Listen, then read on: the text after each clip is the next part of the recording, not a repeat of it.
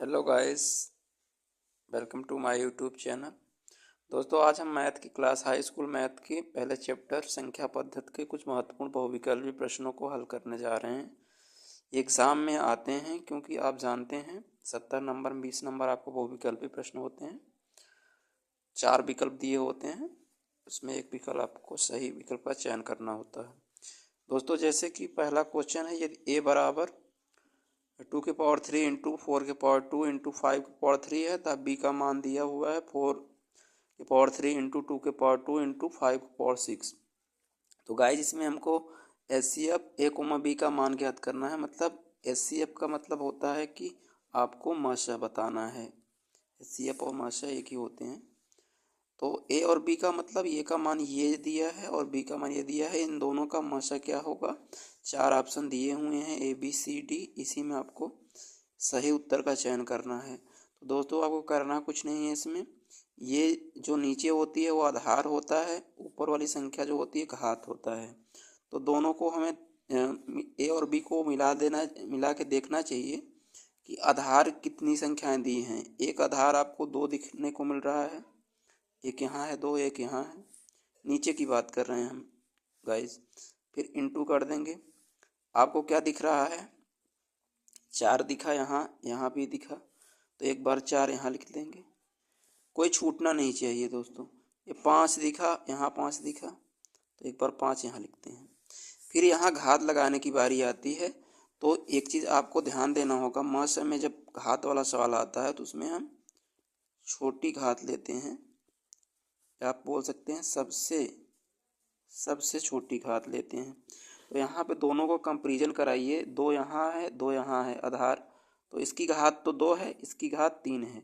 2 और 3 में छोटा क्या है, 2 छोटा होता है, तो इसके पावर हम 2 लगा देंगे।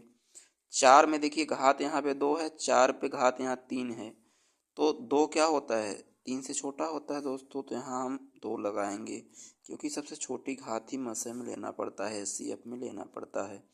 5 में बात करें तो 5 का घात, इसे पावर भी बोलते हैं अंग्रेजी में, 5 की पावर 3 है और यहाँ पे 5 की पावर 6 है। तो आप अच्छी तरीके से जानते हैं गाइस 6 क्या होता है, छोटा होता है। तो यानी यहाँ हम नहीं 6 नहीं, सॉरी 3 छोटा होता है, तो यहाँ हम पावर क्या लेंगे, 3 लिखेंगे।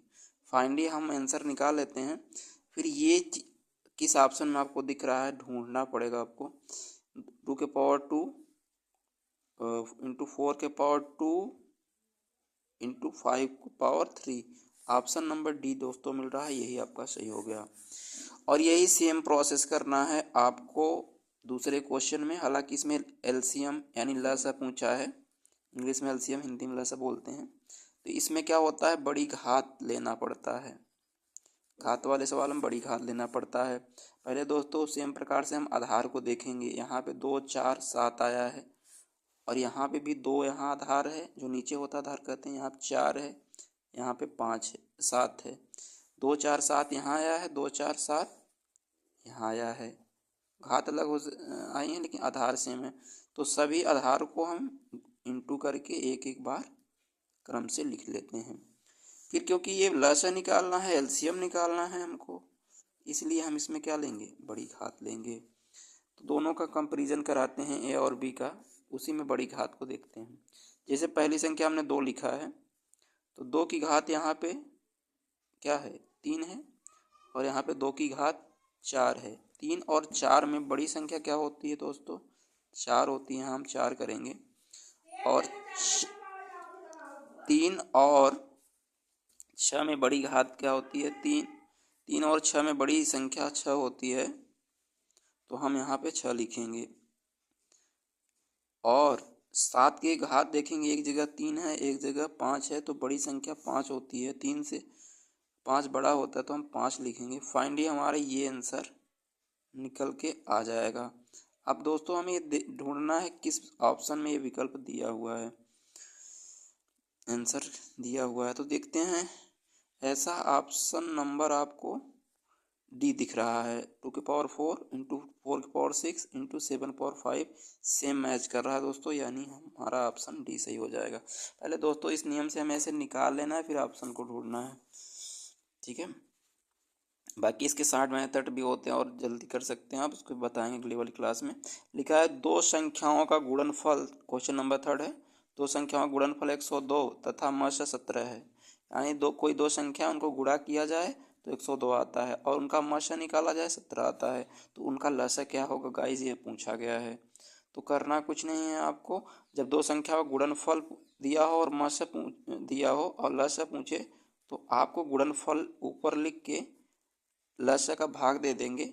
17 छक्का 2 होता है, भाग देंगे 6 आएगा।